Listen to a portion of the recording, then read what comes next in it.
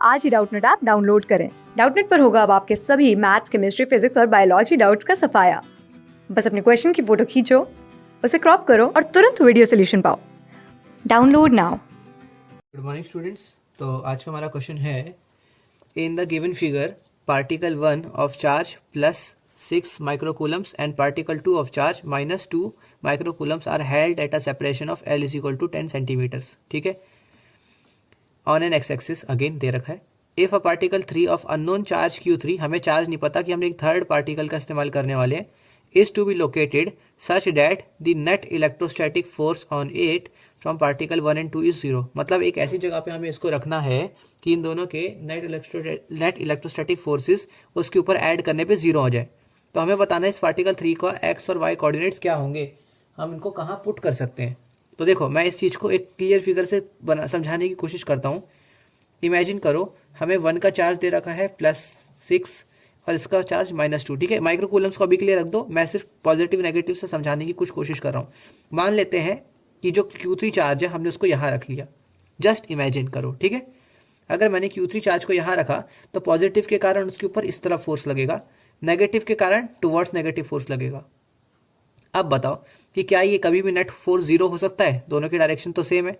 इसका मतलब Q3 का यहाँ होना पॉसिबल नहीं है। तो ये वाला जो सेटअप है ना, ऐसा नहीं होगा। तो किस सेटअप में ये चीज़ पॉसिबल है? देखो, इस सेटअप में पॉसिबल है।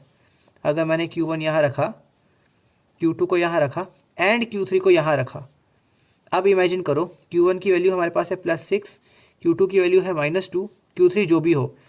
Q1 जो है पॉजिटिव होने के कारण इसको उस तरफ फोर्स करेगा, राइट, और -2 जो है ये इसको अपनी तरफ फोर्स करेगा। तो अब अगर मैं चाहूँ तो इन दो फोर्सेस को एटलीस्ट एक दूसरे को कैंसिल करवाने की कोशिश तो कर सकता हूँ, राइट। इधर तो दोनों फोर्सेस हमेशा एडअप ही होने वाले थे।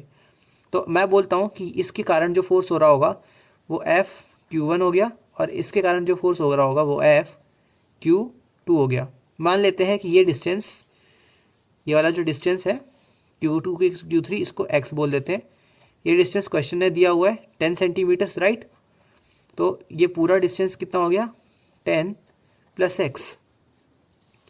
तो अब मुझे कुछ नहीं करना, सिर्फ इन दोनों वैल्यूज़ को निकालना और इक्वल पुट कर देना है। तो FQ2 और FQ1 को होना चाहिए बराबर।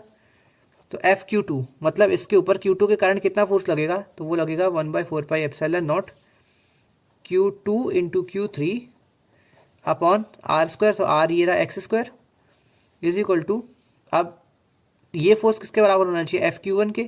तो Q1 के कारण फोर्स लगेगा 1/4πε0 इंटू Q1 इंटू Q3। देखो, Q1 और Q3 के बीच का फोर्स कैलकुलेट हो रहा है ना, और डिस्टेंस, ये पूरा डिस्टेंस Q1 से Q3 के बीच का, जो कि हमें 10 + x दे रखा है, जो कि 10 + x का होल स्क्वायर। क्वेश्चन काफ़ी सिंप्लीफाई हो गया, 1/4πε0 से ये कट गया, ठीक है। और अब वैल्यूज पुट करनी रहती है। अच्छा, Q3 से Q3 भी कट गया। तो अब Q2 की जगह वैल्यू क्या डाल सकते हो? क्वेश्चन में देखो कि Q2 की वैल्यू हमें दे रखी है -2 माइक्रोकूलम्स।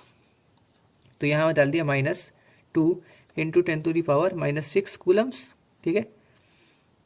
अच्छा, इसको प्लस में ले रहा हूँ मैं फिलहाल के लिए, क्योंकि मैं सिर्फ मैग्नीट्यूड्स को बराबर कर रहा हूँ। डायरेक्शंस तो मैंने अपनी तरफ से बराबर कर ली, ओके। तो मुझे इसको नेगेटिव लेने की ज़रूरत नहीं है अब।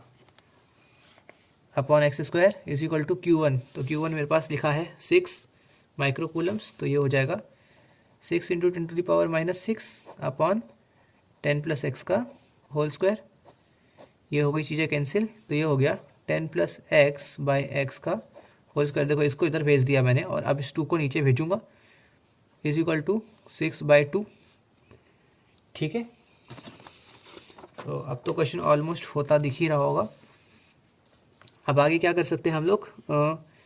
इसको लिए तो हो गया 3, दोनों तरफ अंडर रूट ले लेते हैं। तो 10 + x upon x is equal to √3। तो 10 + x is equal to √3x।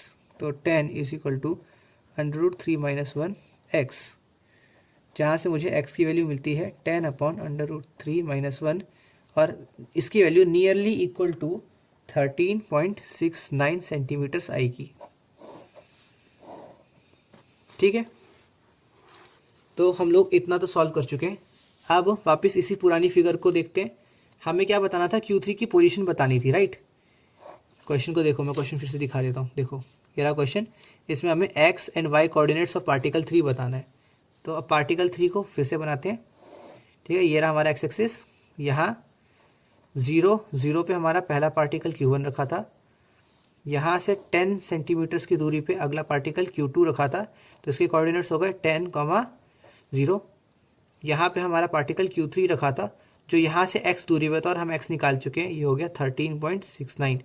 तो इसके इस पार्टिकल के क्या कोऑर्डिनेट्स होंगे, वो क्लियरली यहाँ से पूरा 10 + 13.69 यानी कि 23.69 सेंटीमीटर्स की दूरी पे होगा और 0।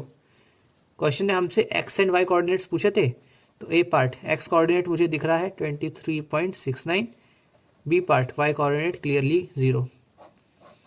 तो ये रहा हमारे इस क्वेश्चन का आंसर। तो आई होप सबको क्वेश्चन समझ में आ गया होगा। क्लास 6 से 12 से लेके नीट, IIT, JEE मेंस और एडवांस के लेवल तक 10 मिलियन से ज़्यादा स्टूडेंट्स का भरोसा।